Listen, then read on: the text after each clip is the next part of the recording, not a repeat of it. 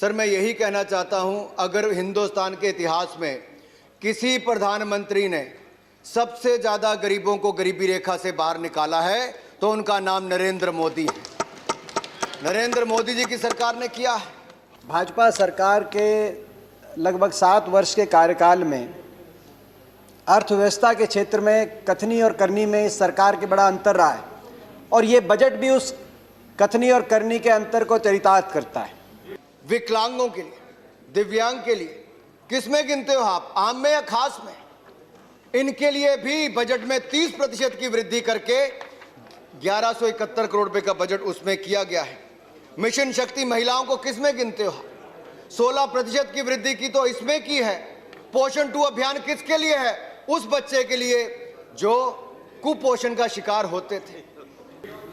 आत्मनिर्भर भारत की बात करने वालों ने स्किल डेवलपमेंट का बजट घटाने का काम किया है।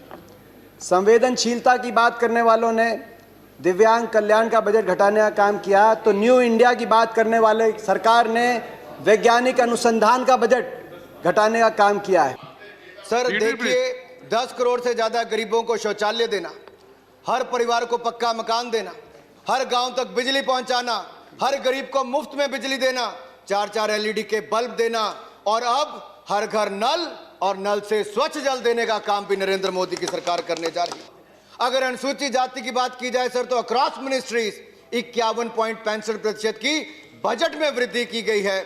लगभग 83,000 करोड़ से बढ़ाकर 1,26,000 करोड़ से ज्यादा किया गया है।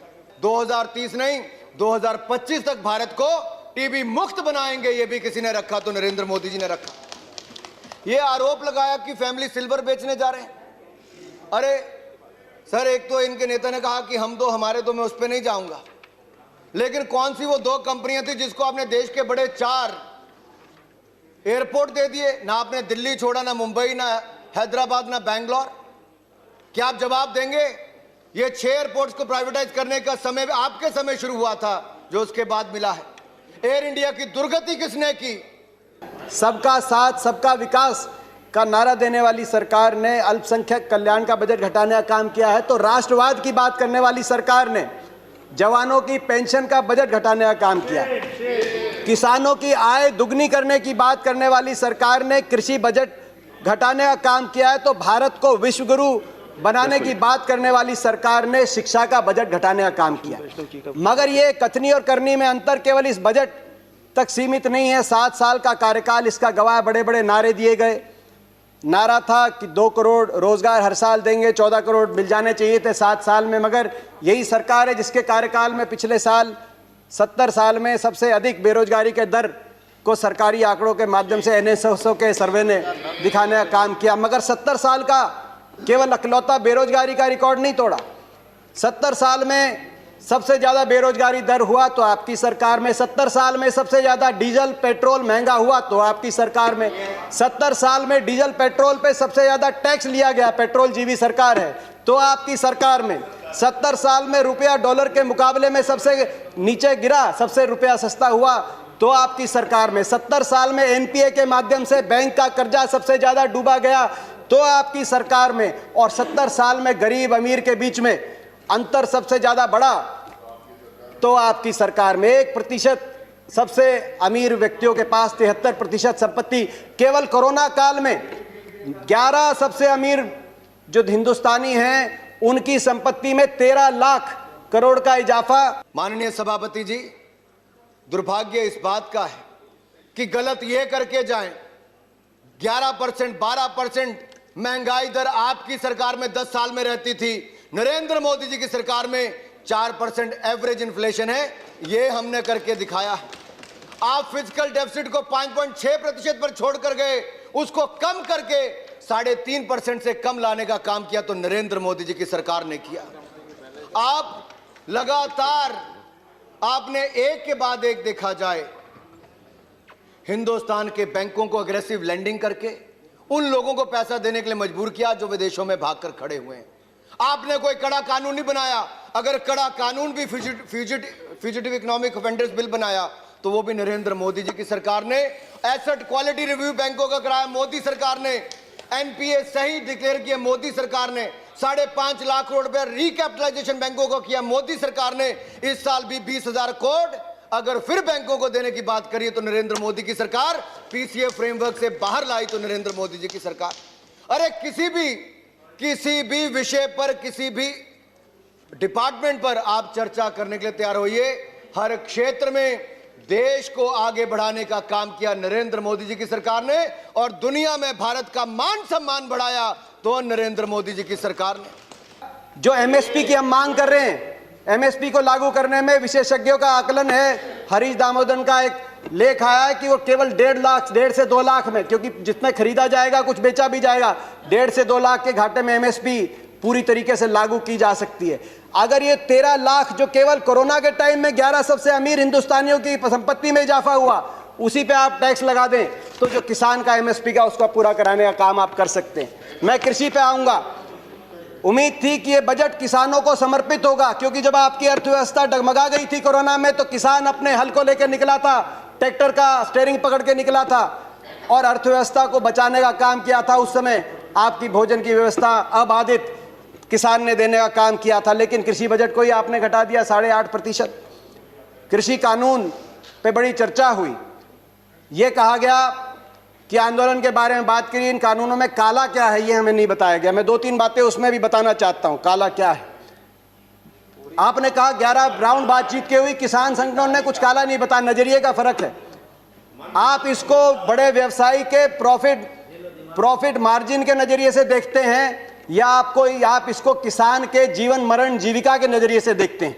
कहा गया कि बिन मांगे दिया गया, और बिन मांगे बहुत से कानून दिए गए थे। बाल कानून बिन मांगे दिया गया था, दहेज कानून, ट्रिपल तलाक बिन मांगे, कई बार अच्छे कानून बिन मांगे भी दिए जाते हैं। फर्क है उनमें और इसमें फर्क है। उनमें जिस वर्ग के लिए दिया गया वो वर्ग संघर्ष और आंदोलन के रास्ते पे नहीं आया। बाल कानून लागू हुआ तो दिल्ली को बच्चों ने नहीं घेरा बाल कानून वापस लिया जाए। दहेज का कानून आया तो महिलाएं धरने पे नहीं बैठी कि हमें दहेज देना है। मगर यहाँ जिस वर्ग के लिए आपने दिया वो वर्ग आज आपके दरवाजे पे आया, दिल्ली के आसपास लाखों की तादाद में बैठा है। आपने कहा मंडियां, अनुराग जी ने कहा मंडियां खत्म नहीं हुई। सही बात है, मंडी, इसमें कोई प्रावधान नहीं मंडी समाप्त करने का। 2 मंडियां बन गई हैं, एक निजी मंडी जिसमें टैक्स नहीं लगेगा और एक सरकारी मंडी जिसमें टैक्स लगता है। 2 मंडी, एक देश एक विधान, एक देश एक संविधान, एक देश एक निशान, एक देश एक चुनाव, एक देश एक मार्केट। तो एक देश 2 मंडियां क्यों? किसान ही क्यों मिला आपको? एक मंडी। और ये जो टैक्स आप कह रहे टैक्स मुक्त कर दिया, टैक्स कौन देता है? खरीदार देता है इन मंडियों में टैक्स, किसान नहीं देता। पंजाब में 6.5%, हरियाणा में 4% और सरकार को देता है। और हरियाणा पंजाब का ग्रामीण इंफ्रास्ट्रक्चर अच्छा क्यों है? हर गांव में अच्छी सड़कें क्यों हैं? क्योंकि ये जो टैक्स जाता है ग्रामीण इंफ्रास्ट्रक्चर और इन मंडियों के और किसानों के विकास के लिए इस टैक्स का इस्तेमाल होता है। इसीलिए आज पंजाब हरियाणा सबसे आगे। फिर बात आई कि एमएसपी खत्म।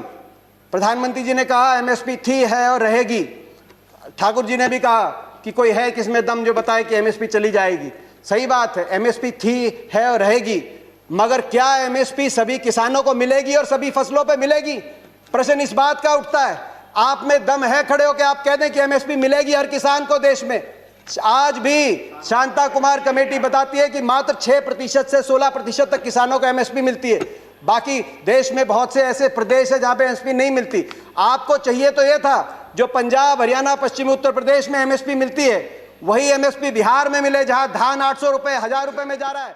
2 मिनट। मैं केवल इतना कहना चाहता हूं, ये लोग अब अपना पॉइंट क्लियर करें, बोलिए। ये जो कहते हैं कि एमएसपी, जितना कांग्रेस ने एमएसपी 5 साल में दिया उससे 2.5 गुना ज्यादा मोदी सरकार ने एमएसपी में खरीद दिया। हमने 4 गुना से ज्यादा केंद्र बढ़ाए। स्वामीनाथन कमेटी रिपोर्ट ये लागू नहीं कर पाए, हमने रिपोर्ट भी लागू की तो नरेंद्र मोदी की सरकार ने लागू की है। 1800 रुपए में हमारे यहाँ धान मिल रहा है। आपको चाहिए था कि इसको वहां पे लेके जाएं, मगर आप वहां के किसान को की परिस्थिति हमारे यहाँ की करने की बजाय हरियाणा पंजाब के किसान की परिस्थिति उस तरह की करने की तरफ लेके जाएं। प्राइवेट की बात करी कि आप प्राइवेट का खिलाफत कर रहे हैं। प्राइवेट की खिलाफत नहीं कर रहे, प्राइवेट आए, मगर मंडी के अंदर आने से किसने रोका प्राइवेट को? प्राइवेट मंडी के अंदर आए और एमएसपी से ज्यादा में खरीदे। कह रहे हैं बाहर भाव ज्यादा मिलेगा, विकल्प होगा, बाहर ज्यादा मिलेगा, बाहर ज्यादा भाव मिलेगा प्राइवेट में। तो आपको यह कानून बनाने में क्यों आपत्ति है कि अगर एमएसपी से कम का कोई कॉन्ट्रैक्ट होगा तो वो कानूनी बाध्य, उस पर बाध्य होगा।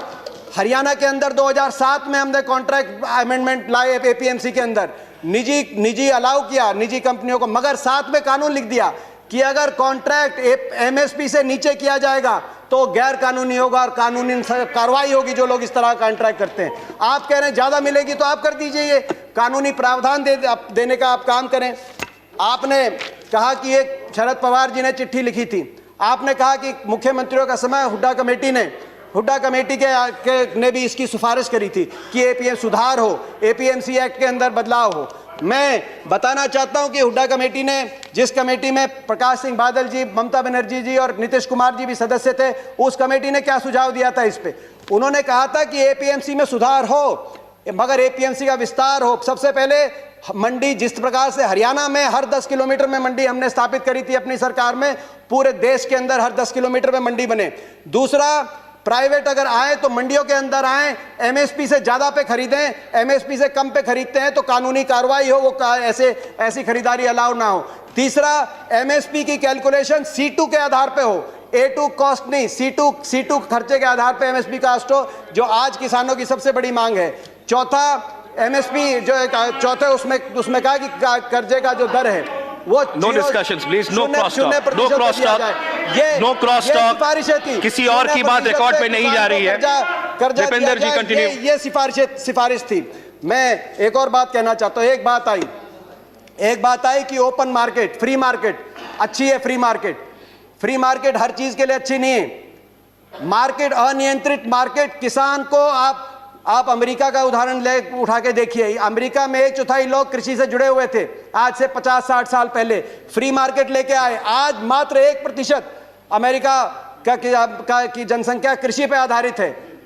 क्या एक कंसेप्ट आया फ्री मार्केट के बाद? गेट बिग और गेट आउट। छोटा किसान सरवाइव नहीं कर पाया बड़े बड़े धन्नाडों के आगे, बड़े बड़े कॉर्पोरेट प्लेयर्स के आगे। आज अमेरिका के अंदर 450 एकड़ की जोत वाला एवरेज किसान के पास, हिंदुस्तान की तो किसान की एवरेज जोत आज मात्र 1.7 एकड़ है।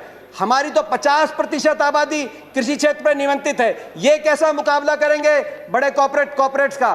गेट बिग और गेट आउट, ये गेट आउट होंगे तो कहां जाएंगे? क्या हमारी अर्थव्यवस्था अमेरिका की तरह? मैं आखिर में, कौन कहता है कि वो हमसे ज्यादा कर पाया किसानों के लिए? मैं पूछना चाहता हूं इस खुले मन से सर। ये लोग कहते हैं काला कानून है, जिनकी नजर ही काली होगी, सोच ही वैसी होगी, उनको एक कानून काला ही नजर आएगा। ये हिंदुस्तान के किसानों की आय को दुगना करने के लिए इस कानून को लाया गया है और हम प्रतिबद्ध हैं, हिंदुस्तान के किसानों की आय को दुगना करके छोड़ेंगे।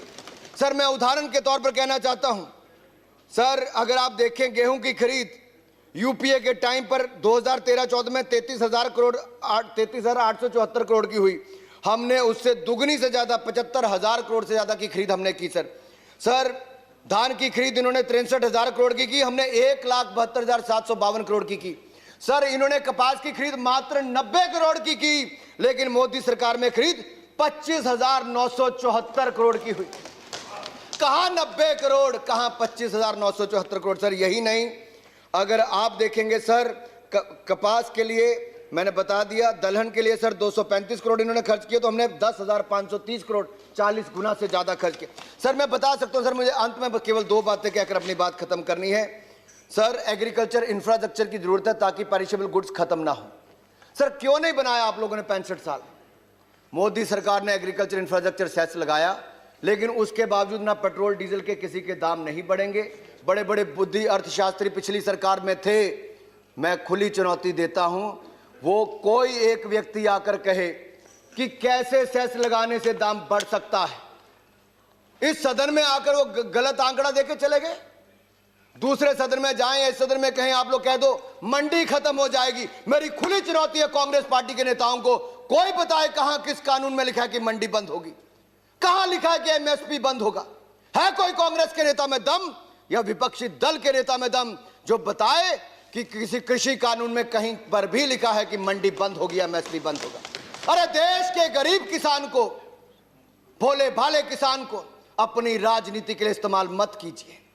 ये किसान की आय को दुगना करने का काम हमने लिया है, करके छोड़ेंगे। आप जितना मर्जी भ्रमित कीजिए, महात्मा गांधी के इस देश में, नरेंद्र मोदी जी के नेतृत्व में हम हिंदुस्तान को आगे लेकर जाएंगे। आत्मनिर्भर बनाएंगे। और मैं इतना ही कहता हूं, आप जो मंडी खत्म करने की बात करते थे, हम 1000 मंडियों को और सशक्तिकरण और करने जा रहे हैं। आपके पास न तर्क है न तथ्य है, आप तो केवल टकराव की स्थिति पैदा करना चाहते हैं। ऐसी बात बोलो, हेडलाइन बने, नेगेटिव न्यूज चलती रहे। हम नकारात्मकता की ओर से सकारात्मकता की ओर ले जाना चाहते हैं। एक ऐसे भारत का निर्माण करना चाहते हैं जहां पर देश के नौजवान, महिला, मजदूर, किसान, जवान सबका आगे बढ़ने का अवसर मिले। और नरेंद्र मोदी जी के नेतृत्व में जो आप इस अर्थव्यवस्था को छोड़कर गए थे, मैं इतना ही कहते अपनी बात खत्म कर रहा हूं। जब 2014 में हमने सत्ता ली, तब भारत दुनिया की 5 उन लड़खड़ाती, चरमराती अर्थव्यवस्थाओं में से एक था। लेकिन नरेंद्र मोदी जी के नेतृत्व में हमने हिंदुस्तान को दुनिया की पहली 6 अर्थव्यवस्थाओं में लाकर खड़ा किया है। दो अपनी बातें कहते हैं, अपनी बात कंक्लूड करना चाहता हूं। बिचौलियों की बात करी कि आपने बिचौलियों से मुक्त करा दिया, कमीशन एजेंट से मुक्त करा दिया। मैं पूछना चाहता हूं इस सदन से, ये जो बड़े बड़े धन्नाड आएंगे, बड़े कॉर्पोरेट हाउस आएंगे, टाटा, बिरला, अदानी, अंबानी, पूर्ति, ये किसकी श्रेणी में आएंगे? बिचौलिए नहीं तो ये क्या किसान की श्रेणी में आएंगे या उपभोक्ता की श्रेणी में आएंगे? ये सबसे ज्यादा अपने मुनाफे को कमाने के लिए बड़े बड़े लोग आएंगे। तो बिचौलियों की आप जो बात कर रहे हैं, आखिर में मैं अपनी बात कंक्लूड करते हुए, प्रधानमंत्री जी ने एक और बात की कि इस आंदोलन में कुछ पवित्र लोग हैं और कुछ अपवित्र लोग हैं। प्रधानमंत्री जी की बात हम मान लेते हैं, कम से कम आप पवित्र लोगों की बात मान लीजिए।